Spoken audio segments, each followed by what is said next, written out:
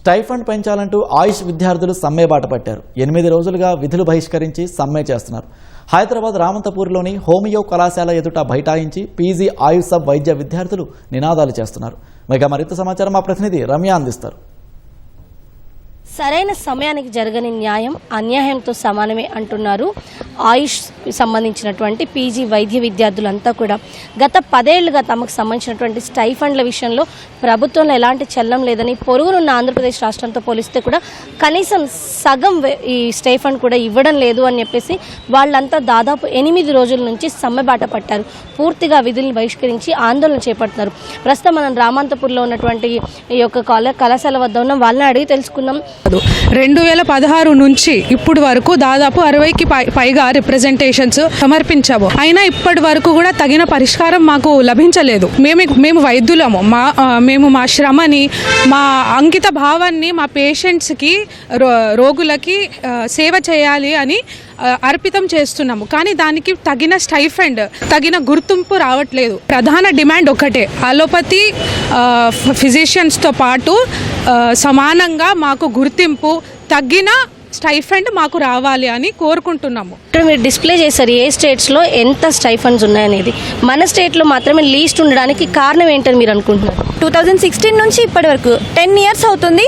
ఇప్పటి వరకు అలోపతి వాళ్ళకి ఎవ్రీ 2 years స్టైఫండ్ పెరుగుతుంది. మాకు మాత్రం ఎక్కడుందో అక్కడే ఆగిపోయింది. ఎవ్రీ స్టేట్లో అంటే ఆ డిస్పారిటీ లేదు. తెలంగాణకు వచ్చేసరికి ఆయుష్కి అలోపతికి డిస్పారిటీ అనేది వచ్చింది. మాకు ఆ రైట్ ఉంది ఈక్వల్ టు అలోపతి. కానీ మాకు ఆ డిస్పారిటీ ఎందుకు చూపిస్తున్నారు గవర్నమెంట్ అనేది మా మెయిన్ డిమాండ్.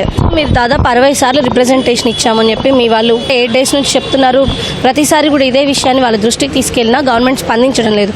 మీరు వంట వార్పు లాంటి కార్యక్రమాలు చేశారు అండి, ఇప్పుడు కూడా శాంతియుతంగా సమ్మె చేస్తున్నారు. ఇది ఎన్ని రోజులు కంటిన్యూ చేయాలనుకుంటున్నారు? ఎందుకంటే ఒకవైపు పేషెంట్కి ఇబ్బంది అవుతుందండి, యాజ్ ఏ డాక్టర్ అది మీరు కూడా కోరుకోరు. కానీ అలా అని చెప్పి స్టైఫండ్ విషయంలో ఇలా జరగడం ఎవరికైనా బాధగానే ఉంటుంది. భవిష్యత్తు కార్యాచరణ ఎలా ఉండబోతుంది? అసలు ఏం చేయాలనుకుంటున్నారు? మేము అదే అండి, అసలు 10 years చూసుకుంటే మా సీనియర్స్ కానీ మేము కానీ ఇలా చేస్తూనే ఉన్నాము, రిప్రజెంటేషన్స్ ఇస్తూనే ఉన్నాము. యాజ్ పార్ విత్ అలోపతి కాకుండా కూడా హోమియోపతిలోనే, ఆయుష్లోనే మీరు డిఫరెంట్ స్టేట్స్లో మీరు చూసారు. అసలు ఇప్పుడు 8 days అవుతుంది మేము వంట వార్పు అని చేసాము, ఇక్కడ ర్యాలీ చేసాము, అన్నీ చేసాము. అయినా కానీ మాకు తగినట్టుగా ఏది రిజల్ట్ రావట్లేదు. ఇంకా ఫ్యూచర్లో అంటే ఇప్పుడు పేషెంట్సే చూస్తున్నారు. నిన్న అసలు చాలా ఓపీ ఉండే మొత్తం పైన, వాళ్ళకి బాధే, మాకు బాధే. మేము చూడాలి అనుకుంటున్నాం కానీ మాకు తగిన గుర్తింపు వస్తేనే కదా మేమైనా చూసేది. సో మాకు క్లియర్గా కరెక్ట్గా మాకు రెస్పాన్స్ వస్తే కానీ మేము ఈ సమ్మెను ఆపదలుచుకోవట్లేదు. గవర్నమెంట్కి మీరు మళ్ళీ వెళ్ళి కలిసే ఉద్దేశం ఏమైనా ఉందా? అపాయింట్మెంట్ అడగడం జరిగిందా? లేదంటే సమ్మె ఇంత చేస్తున్నాం గవర్నమెంట్ తెలిసి కూడా స్పందించట్లేదు అనుకుంటున్నారా? ప్రభుత్వం స్పందించాలని గట్టిగా కోరుకుంటూనే ఈ సమ్మె మనం స్టార్ట్ చేసినాం ఫస్ట్ నుంచి. ఇన్ని రోజులైనా ఇంత నిర్లక్ష్యం ఎందుకు ఈ ఆయుష్ వైద్యుల పైన? ఇదే అలోపతి వాళ్ళు కానీ బయట ఇతర కార్మికులు కానీ ఎవరైనా సమ్మె చేస్తే తొందరగా రెస్పాన్స్ వస్తుంది, లేదా అధికారులు ఎవరైనా వెళ్ళి మాట్లాడతారు. అదే ఈ ఆయుష్ వైద్యుల పైన ఇంత నిర్లక్ష్యం ఎందుకు, ఇంత వివక్ష ఎందుకు? మేము ప్రభుత్వాన్ని ఇదే ప్రశ్నిస్తున్నాం. మెయిన్ గా తొందరగా ఇట్లాంటి సమ్మెలు ఏమన్నా ఉంటే అధికారులు ఎవరైనా వచ్చి వాళ్ళు నోటీస్ చేసి వాళ్ళు తొందరగా దీనికి సొల్యూషన్ చూపించాలని కోరుకుని ఈ సమ్మె ఇంకా కంటిన్యూ చేస్తాం. ఇట్లానే డైలీ ఇక్కడ ఓపీ ఎంత ఉంటుంది? ప్రధానంగా మనం ఇక్కడ ఎలాంటి సర్వీసెస్ ఇస్తున్నాం? ఇప్పుడు పేషెంట్స్కి వస్తున్నటువంటి ఇబ్బంది ఏంటి? దాన్ని అంటే గవర్నమెంట్ తొందరగా రెస్పాండ్ అవ్వకపోతే అది ఎక్కువ అయ్యే అవకాశం ఉంది కాబట్టి దాని గురించి ఏం చెప్తారు? 800 నుంచి 1000 మంది వరకు ఓపీ పేషెంట్లు వస్తారు రోజు. 11 ఓపీ డిపార్ట్మెంట్స్ ఉన్నాయి. ఒక్కొక్క ఓపీలో దగ్గర 70 నుంచి 80 మంది పేషెంట్స్ ఓపీ కౌంట్ ఉంటుంది రోజు. ఫుడ్ ఫాల్ చాలా ఎక్కువ హెక్టిక్ వర్క్ ఉంటుంది. మార్నింగ్ 9 to 12 చూసుకుంటే అసలు పేషెంట్స్కి చాలా ఇబ్బంది అవుతుంది. ఈ పని తగ్గట్టు వేతనం అడుగుతున్నాం. ఈ వేతనం ఒకటి రిజాల్వ్ అవ్వకపోతే ఇంకా ఎన్ని రోజులు కొనసాగినా కూడా పేషెంట్స్ అనేది చాలా ఇబ్బంది పడతారు. నిన్న ఒకసారి చూసుకుంటే చాలా క్రౌడ్ ఉండే, మొత్తం పేషెంట్స్ అందరు చాలా ఇబ్బంది పడ్డారు. డాక్టర్లు సేవలు సరిగ్గా లేక మేము ఇక్కడ ఉద్యమం కొనసాగిస్తున్నందుకు వాళ్ళకి ఇబ్బంది పడుతూ సేవలు సరిగ్గా అందకపోవడం వల్ల ఎక్కువ రోజులు కొనసాగించడానికి ఇబ్బంది అవుతుంది మాకు కూడా. సో అధికారులు తొందరగా స్పందించి దీనిపైన సరైన నిర్ణయం తీసుకుంటారని ఆశిస్తున్నాం. వీళ్ళు అడుగుతుంది ఏంటంటే అలోపతి వాళ్ళతో సమానంగా ఇవ్వాలని.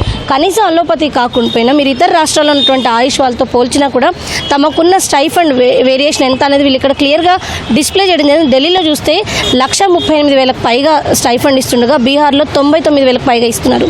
అటు ఉత్తరప్రదేశ్లోనూ 93,000 పైగా ఉంది.